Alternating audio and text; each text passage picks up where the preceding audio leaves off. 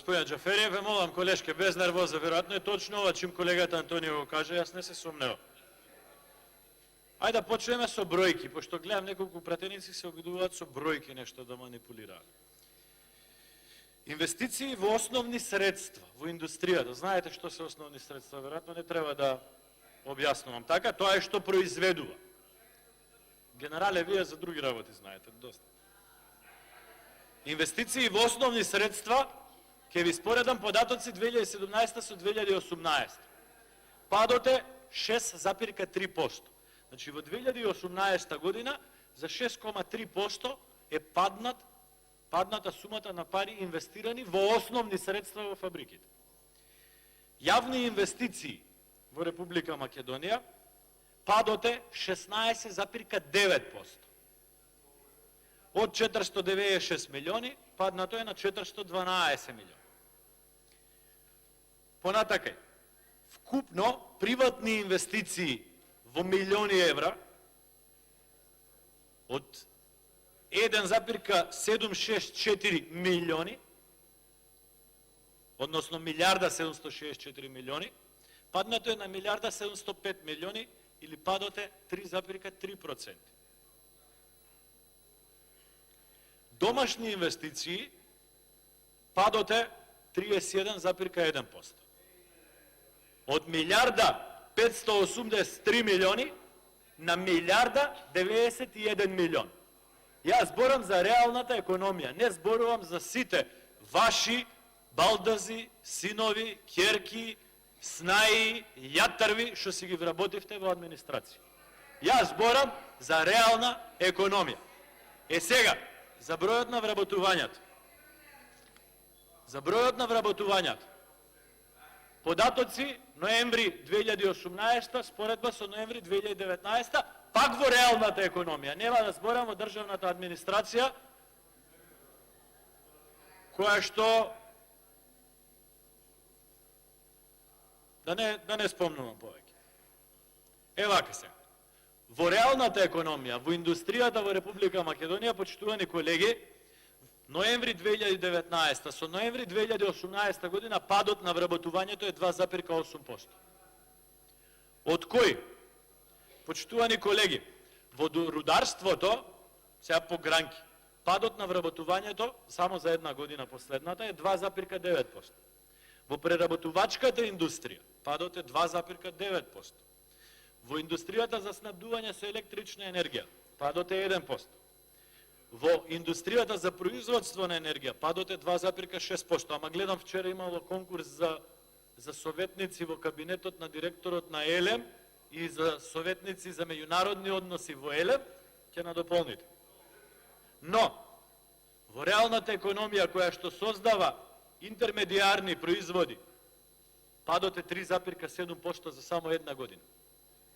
Во индустријата за производство на трајни производи за широка потрошувачка, падот е 3,6% на бројот на вработени, почитувани колеги.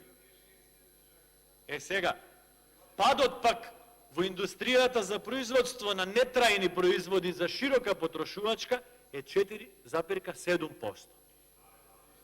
Сега овие бројки ви ги читам за сами да сватите колку себе си се лажете кога ги правдате сите вработувања на сите роднини, на сите ваши партиски функционери.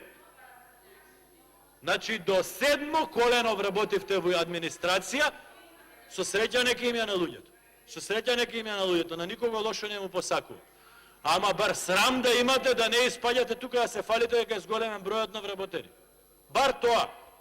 Кога бројот на вработени во индустрија ви паѓа драстично, по области ви читам. Понатам, да известиме за еден нов успех јавноста, сакате? Стеван Анџиев може? Овие денови, ајде, нов успех. Овие денови се позанимавав да видам што се набавувала оваа државна лотарија. Ви кажав дека на почеток на оваа година државна лотарија потрошила 6 милиони 548 евра за набавка на слот машини, за да се коцкаат луѓе. И тоа предизвика навистина лавина од реакции. Предизвика лавина од реакции во медиуми, па дури по разноразни шоу емисии во Македонија, луѓето реагираат, споредуваат во моменти кога државата нема пари за основни работи, за социјални случаи по Македонија, за инвестиции во јавно образование, за инвестиции во заштита на животна средина, државата решила преку државна фирма да набави слот машини за коцкање во вредност од 6,5 милиони. Она што е ново во целата оваа ситуација, почитувани колеги, е тоа што ваква, но и поголема набавка, истата фирма, државна лотарија, државна фирма, државна лотарија, пред година и пол набавила исто така за 7 милиони 422 илјади евра. Или, вкупно, државна лотарија за година и пол потрошила 13 милиони 970 илјади евра за набавка на коцкарски машини. Тоа се приоритетите на Социјалдемократскиот сојуз. 14 милиони евра државни пари за коцкарски машини. За воздухот нема пари. Воздухот нема пари. Нема државата пари, ресурсите се истрошени, знаете, тие лошите криминалци што избегаа и така натака, а во исто време купуете 14 милиони евра слот машини. Сега, и едната и другата набавка е од истата компанија од Бугарија. Не сакам ништо да кажам со тоа, но еве апелирам до медиумите да истражат која е таа компанија. И зошто два толку големи тендери припаѓаат на една иста компанија. Но да се вратиме на податоците и на бројките. Странски директни инвестиции, тоа само не го прочитав преска во статистика. Во Србија, по глава на жител, оваа година, до крајот на ноември, имаше 413 евра по глава на жител. Странски директни инвестиции. Албанија, за која што многу од вас сака, малце иронично, да велат Албанија е крива зошто Македонија не доби датум, зошто Албанија не е средена, а ние цветаме тука и блескаме. Во Албанија, замислете, вие што ја критикувавте дека не знам каква несредена држава била, па заради нејзе не сме добиле датум, има 285 евра странски директни инвестиции по глава на жител. 285. Нашава блескава средена држава има 63 по глава на жител. 63 евра по глава на жител. Значи Србија 413, ние 63. Оваа несреденава Албанија, вие што се жалевте, што ја викавте дека е несредена и заради нејзе не сте добиле датум, она има 285, а ние 63.